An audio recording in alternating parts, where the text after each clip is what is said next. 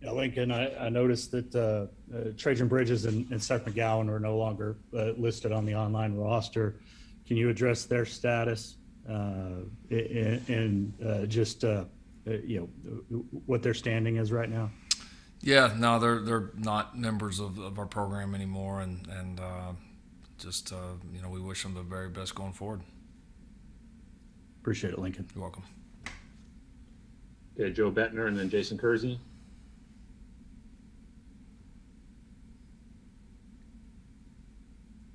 Maybe Joe's not on. Let's go to Jason. Hey, Lincoln. The NCAA is reportedly going to ban the Oklahoma drill. So I wanted to ask you about that. First of all, that's something that I think a lot of high schools, two-a-days, that sort of. So first of all, do you have memories of that in Muleshoe? Was that a big day when you did the Oklahoma drill? And secondly, how much do you guys even do it anymore at OU? Yeah, we definitely did it in high school. I vivid memories of it. That was always a fun day, and we did it quite a bit actually. So always very competitive, and was kind of that badge of honor, that toughness drill that everybody got looked forward to, everybody got fired up about. No, we haven't done the drill here honestly since I've been here. At times we've done versions of it that are safer, less high-speed contact. So we've done some things similar that get you a similar result without maybe quite as much risk involved. But obviously, with that change and others coming down the pipe, there's going to be, a lot of things as coaches. I think that all of us are going to have to circle back and really reevaluate our drills and make sure we're in compliance. And I would say that's not new for us. I mean, we've done that for a while. I mean, the trend here for the last several years has been, what drills do you have to have? What drills are unnecessarily potentially putting a player at risk? So I think our drills have been tailored a lot. I don't think we'll actually have to change a whole lot with these new regulations coming out. But times certainly have changed from the days back in Muleshoe. Thanks a lot, Lincoln. You're welcome. Okay, Mason Young and then Bob Brisbillo. Yeah, Lincoln, I wanted to ask you about the Tulane game week 1. Just with the challenges that traveling and playing presented this past season, what level of concern is there about that game, or are you feeling more confident about continuing to play that game considering how you navigated travel this past season? Yeah, I would say I'm very confident that we'll be able to travel and play that game. I think with, where we're headed in this pandemic and, large number of our players now and staff either getting back or either already vaccinated or in the process of doing that. So I think that number will continue to climb. And I do. We learned so much from travel last year and honestly got pretty good at it, even though it wasn't, it wasn't real comfortable, it wasn't real fun all the time, but it was, we were successful at it. So I have total confidence that we'll be, be able to take our full contingent to there to New Orleans to play. Thank you. You're welcome. Bob Brisbillo and then Cliff Brunt. Lincoln, you never want to go through spring without someone like Pat Fields, but did that open the door for a couple guys to really show you what they can do moving forward? I definitely opened the door. It gave some guys some great opportunities, whether it's a guy that's played a lot like Delarin and a chance to move him around some defensively. It gave us a chance to work Broyles at a number of different places and thought he had a very strong spring. It gave some of the young guys like, Bryson Washington, Key Lawrence, Jordan Mukes, all of those guys an opportunity to get a lot more reps as well.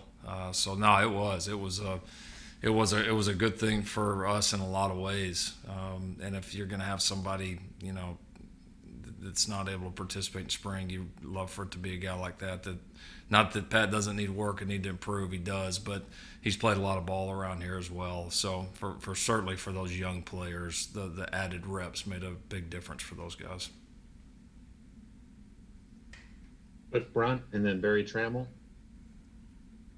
Yeah, Coach, how difficult is it in this day and age when a guy gets in trouble is it to weigh that balance between, okay, we can help this guy and it's time to cut our losses?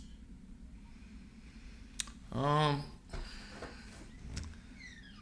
don't know. It's that difficult. I mean, I think you have mistakes and the guys make that you feel like they can overcome and learn from, and then there's always got to be a line there, and it's certainly not a free pass, and there's certain things that if they happen that there's really no explaining left to do, and so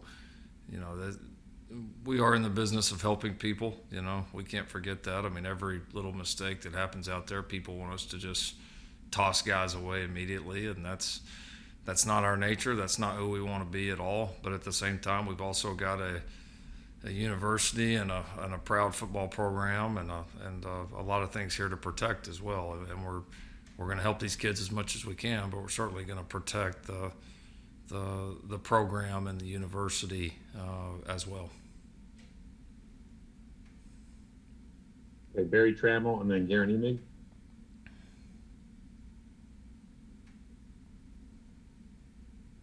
Barry, you're muted. Sorry. Well, sorry, Lincoln. We were talking about things are getting somewhat closer to normal. You're confident for August and September. How close are things right now to normal for your guys? And looking back, do you sort of marvel at the sacrifices everybody made in the program to make sure you had a season and make sure you had to get, to be able to do the things you did? And does that give you an appreciation for not just the players, but your staff and everybody that went through it to sort of persevere the way you did? Yeah, I would. The first part of that, things are a lot closer to normal. I think certainly anytime we're outside, they're virtually normal. I think I'd have a hard time picking out a difference between an outdoor practice or workout right now and one before the pandemic. When we're inside, there's still, the ability to get the whole team in one area, or, guys, people being masked when we're certainly in enclosed spaces for an extended time, like football meetings, position meetings. Those are still different. We've still got we still don't have position groups back in their meeting rooms. They're still spread out all throughout this entire facility to still promote as much social distancing as we possibly can. But we're closer. We definitely are. And our goal is, hopefully that we can get to herd immunity within our football program sooner rather than later. And then potentially, it's not done, but potentially with that would come some loosening of the restrictions within our program. And I do marvel at it, Barry. The sacrifice of the people in here was just remarkable. I mean, just executing a football season and all that it takes by itself without a pandemic is very challenging and difficult. And you throw all this on top of it. It was, you do look back at it now and wonder a little bit how our people did it. Specifically our medical personnel, Scott Anderson, Brock Schnabel, that group, the amount of hours that these people put in, on top of the normal, bumps, bruises, things that happen with your players was remarkable. I mean, it was, on the phone almost every single night was some type of issue, and having to track down contact tracers and having to get guys, tested positive into somewhere they could live. And it just was constant. And those guys, that whole staff, Chris Watts and all those guys were phenomenal. And they really led the charge. Everybody had to sacrifice on their own end, but specifically our medical personnel, we don't get through that thing without them, without a doubt. Garen Emig and then John Hoover. Lincoln, I was going to ask about where the Big 12, what role the Big 12 plays when you guys go recruit. And I want to tie it to the context of the attention the conference got for missing out on the first round of the recent draft. I know you're promoting what you guys are up to more than anything, of course, but I just wonder if that's a case where there'll be a little bit of a reverb with regard to the Big 12 shortcomings and what you'll do about it if so? I don't think so. I mean, it's the same old conversation. I mean, if you take, if you go look at the history of the draft here over the last 10 years and take Alabama out of the SEC, what's the SEC's draft record? I mean, it's the other thing that doesn't get talked about a whole lot is just the fact that, just the number of teams that we have in our conference versus some of these other Power 5 conference. I mean, just by sheer numbers, it is what it is. So we had a good run of players go after the first round. We've had several first rounders, us and other teams here in the previous years, and I think we'll in the coming years as well. We still continue to produce draft picks at an extremely high level, and I think we'll continue to do that. So I just don't hear about it as much of a topic anymore, honestly. I think you're going to have years where that happens. And right now the reality is if a couple schools in our league don't have a first rounder, then we may not have one, and that's just the nature of it. But we had a good draft run this year with the fact that we only had, it was a little bit of a unique year too, and the fact that we only had, I think, 6 draft eligible players that left. I mean, which is a crazy low number. I mean, our pro day literally took about a third of the time that it normally takes for that reason alone. So I thought our guys were represented well in the draft, and again, we've historically been represented so well in the draft, and that's not going to change. I appreciate that. You're welcome. John Hoover and then James Hale. Hey, Lincoln, thanks for your time today. The way that quarterback recruiting has shaken out the last few cycles, you've been able to land the number 1 guy in the country basically every other year.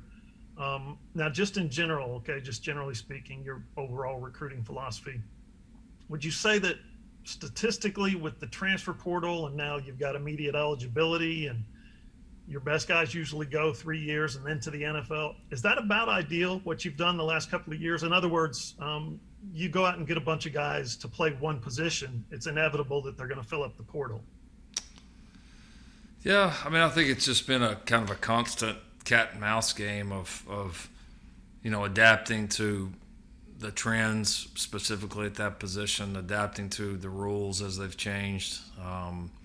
And so, yeah, I mean, I think it comes down at the end of the day to, you're going to have to need an impact player here to play the way that we want to play offensively and to carry our expectations in that quarterback room and just what's your best route to be able to get somebody like that, and there's some years for us that, there's a high school quarterback out there that we think is phenomenal and is absolutely the right guy for us. And if that happens, we tend to zero in. And if we don't think that's the case, then obviously there's other routes. Or if we need somebody to be ready a little bit quicker, like a few years ago when we took Jalen, then we've got those options as well. So I think it's – I don't know that there's – the way it's evolving and changing and rules changing year to year, I don't know that you can just put down a blanket statement on or like a blanket plan and just let it go. I just think you got to keep evaluating every year where the guys are that are the difference makers and what's the best way to add them here to our program. So there's been a little bit of a pattern. I get that, over the last few years, but I don't know that necessarily means that that'll always continue. I think it's going to continue to change, and we've got to be ready to continue to adapt. All right, appreciate it. Thanks. You're welcome. James Hale and then Parker Soon. Hey, Lincoln, thanks for the op today. This is great. Lincoln, you always look for certain goals you've stated before in the spring that you hope to accomplish offensively, certain progressions and things like that. Are you happy with how the spring went offensively? Were you able to reach some of those goals? And in what areas do you feel like you really had some great success moving forward? I'm excited. I wouldn't say happy, but excited. I think this group's quality ball is pretty good, and maybe frankly has a chance to be better than the last couple of years. Like when we're on. You see some of the depth and talent in O-line, just overall I think is a little better. I like the quality of the backfield. I mean, I like the quality at all the places, but I think it's when we're on, there's some sparks of it, of doing some good things.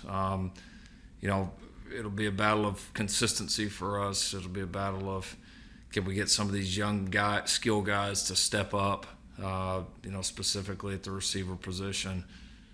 Can we land on that correct spot on the offensive line where guys rise up but gel and play as one unit? Can we continue to push our level of play in the quarterback room? I mean, I just think there's a lot of questions. I think there's a lot of potential and a lot of questions is where I'd kind of leave it right now. We got to have a phenomenal summer. Offensively, the group's got to really come together. If we can get the most out of ourselves in this group, then we'll have the chance to be a good group, but we got a whole lot of work to go. Hey, thanks, Lincoln. Appreciate it. You're welcome. Parker Thune and then Jenny Carlson. Hey, Coach. It was noted earlier in the spring that Obi Obialo is no longer listed on the roster. Just wondering if you could address that situation and why he's been removed. Yeah, Obi came to us midway into the spring semester and told us that he thought he may that his career may be coming to a close, and made the decision to leave the program. And my understanding at that point, and I don't believe anything's changed, is that he was ready to hang up the cleats and move on to the next phase of his life. So I hate that things didn't work out better for him here. They just one of those things that, especially with the injuries, just never really timed out. But he was a really good kid here, and wishing the best as he jumps into his next chapter in life.